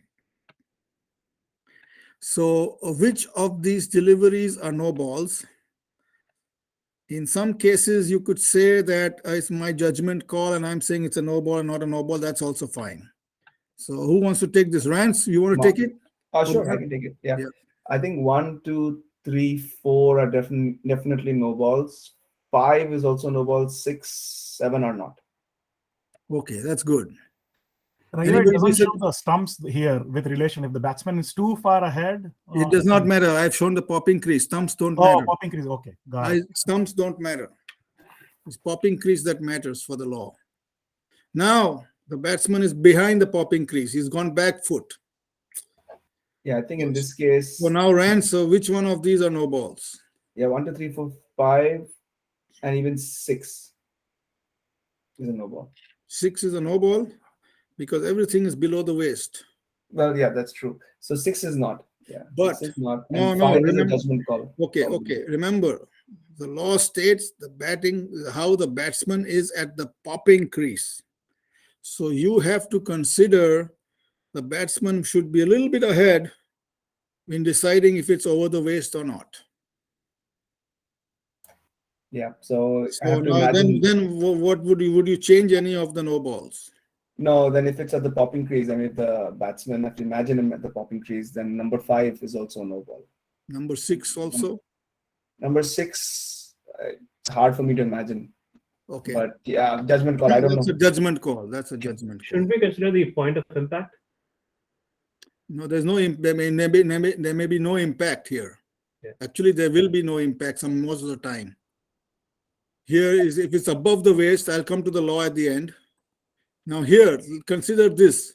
Rance, what do you think? He's ahead of the popping crease. Yeah, in this case, he's gone way too far. So I mean, 1, 2, 3 maybe, and then 4, 5, 6, 7. Okay, I'm not good. sure. Yeah, Yeah, judgment that's call. a judgment. 4 and 5 judgment call, but 1, 2, 3 is a no ball. Yeah. So basically, this is what the law states: any delivery which passes or would have passed without pitching above waist height of the striker. So above waist height. If it's partially waist height, it's okay. It has to be fully above waist height. Now, where the waist of the striker is the umpire's call. Sometimes, the striker has a belly, like I do, and then I don't know if it's you want to take it where my navel is or where I'm wearing the belt. So that's up to the umpire to make a judgment. Standing upright, again, Rance, upright, you have to make sure he's bent a little bit. Upright at the popping crease, you have to consider all that. So there are so many things you have to consider, and you have to make a very quick judgment. So this is one of the more difficult calls for an umpire, leg umpire. I think it's even more difficult for me than even LBW, in my opinion. Yeah, it is. It is for sure. Yeah, standing upright at the popping crease is unfair. So you have to be above the waist, standing upright at the popping crease. So you have to make these 3 judgments when you see the ball past the batsman, and then only then you signal no ball. So I think that's probably it. LBW. I have a question. Yeah. This no ball rule of above waist height that we discussed, that is independent of whether the ball hits the stumps or not, right? If the ball hits the stump, if the ball hits if the ball hits the stump and it's not a no, and you don't think it's a no ball, it's out. No, I'm saying if it hits the stump and it could still be a no ball, right? Yeah. Last time it happened, I was dismissed where the whole reason was given that it's not a no ball because it hit the stump, so it cannot be above. Well, what did the leg umpire think? It was a no ball per this law? No, it was above the waist height, but they're saying like because it hit the stump, so it means. No, if it's a no ball, the batsman cannot be out, bowled, caught, hit wicket, or whatever. Yeah. Okay. I have a doubt here. No ball, but it has to be a no ball for this for these things. That is the main question. Forget it hits the stump or not, irrelevant. Yeah. Okay, go ahead. Yeah, if you see, most of the times, leg umpire will be of batting side, and if he wantedly gives a no ball or something, in this case, and there's a dispute among the teams, how the main umpire can. If the main umpire is 100% sure it's not a no ball, he can overturn it. Okay, so main decision will be of main umpires, right? Yeah, if he's 100% sure, if he does not, see, remember, he cannot know at that instance where the batsman is standing in respect to the popping crease. But sometimes it's easy to say if it's really above sometimes no ball has been given chest high. I mean, and sometimes no ball has been given which are below the waist. That's when I reverse the decision. Sometimes no ball haven't been given when the ball is chest high. That's also reverse decision. So it happens both ways, frankly. Yeah. Okay. Okay, now I got some LBW, and after that we can end it off, Rance. Sure, sounds good. So LBW here, again, the same thing. The batsman's pads are there. The ball is being pitched, at the circle here, and the line is shown. What about the one on the left? Saurav, can you take this?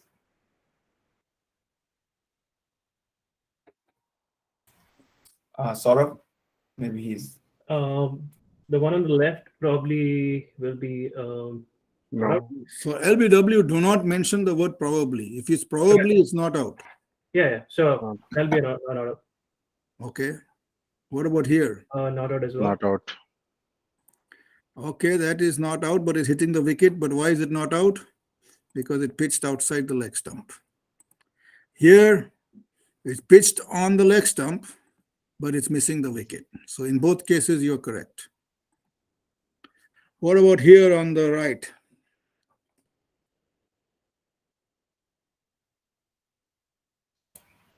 Who is taking it? Burzin? Burzin? Burzin dropped actually. He had to go. Me. But Mark, is Mark here? Hey, Both Vance. are not out. Yeah, I'll agree with what was said. But both of those are not out. Both are missing the stumps. Oh, wait a minute. Left hand. Oh, hang on. Hold on. Left hand pitches on the off stump, hits him in line with contact, but missing the stump. What about here? What about here? Why is this not out? Is it, well, first question, is the batsman playing a shot? Yes, batsman is playing a shot. Okay. So he could be out because he's playing a shot, even though it's hit outside the line of off stump. However, my judgment is the ball would go beyond and miss the stump. So I would say not out. Hold on. If the batsman is playing a stroke and it hits him outside the off stump, right there you say not out. Forget about whether the ball is hitting the stump or not. Oh, okay. Yeah, I see what you're saying. Yes, Got it. yes. This would have hit the stump, but you just stop your thinking, it's hit outside the stump, not out. Okay. It probably could have gone down to many times that has happened when the ball has hit. It happened last week, in fact. Last week, Nikhil Talparlikar was the batsman, and there was a big appeal, and I judged it not out because it hit the legs, hit outside the leg stump. The non-striker said, no, it was going to miss the ball leg stump. It hit outside the off stump. Lawn-side said, no, it's not out because I missed the leg stump. I said that may have been the case too, but he's not out because it pitched outside the off stump. I mean, hit him outside the off stump. Yeah. So it could be both. Got it. Okay, this one here. This one here is a straight ball that hits the batsman on the front pad. He's way down this wicket. Assuming their height is not an issue.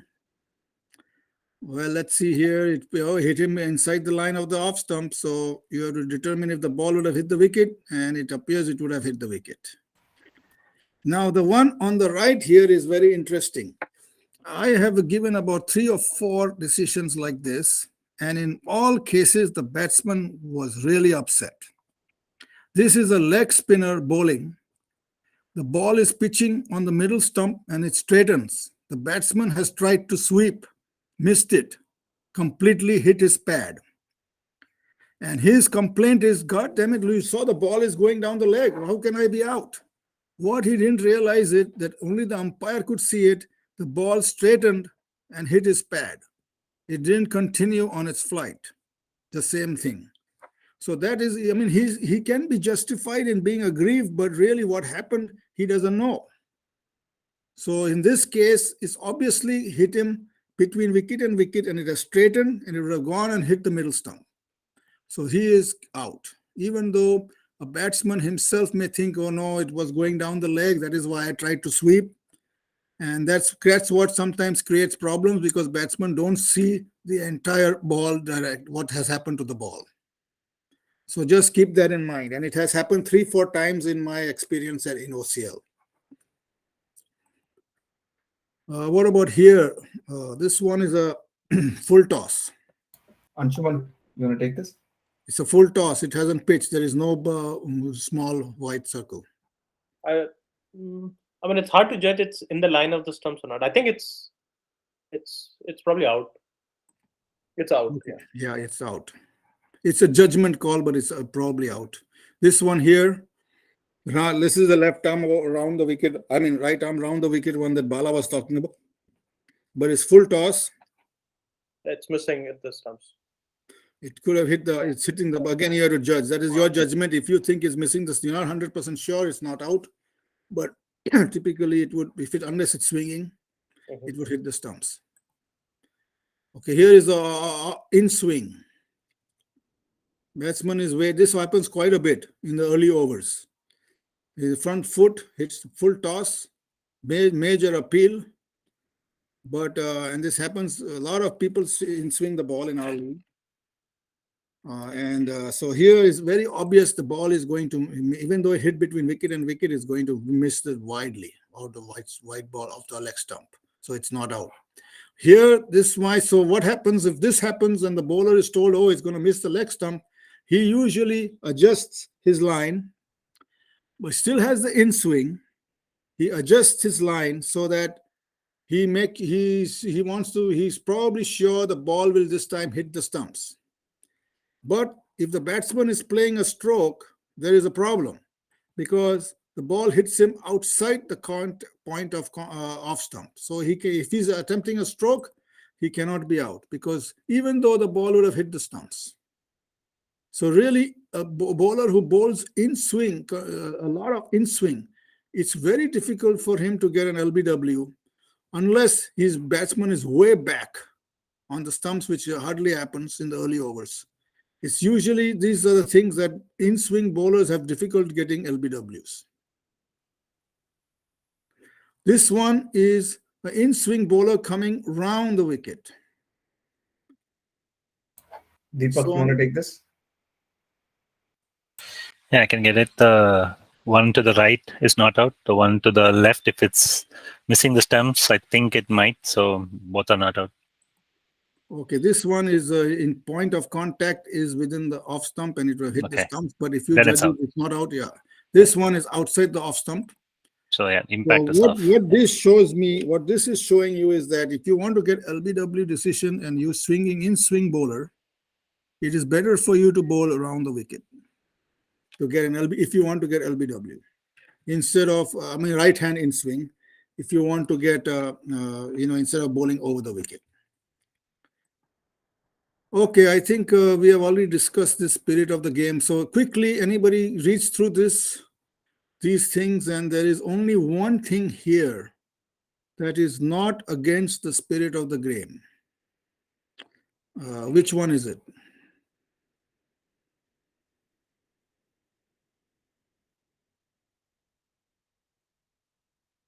Anybody? Rance? Glass of water might be. Yes, that's correct. Even though Tarun doesn't like it, it's not against the spirit of the game. But umpire can tell them that, look, you're taking a glass of water too much. Actually, in between overs is okay. Within the over is bad. Okay, I think Rance, I think we're done. Sounds good, Raiyo. Yeah, thank you so much, Raiyo, and thank you everybody for attending. So this was recorded. I will stop the recording now. And I will send you these slides. They're a little bit different from last year. That thing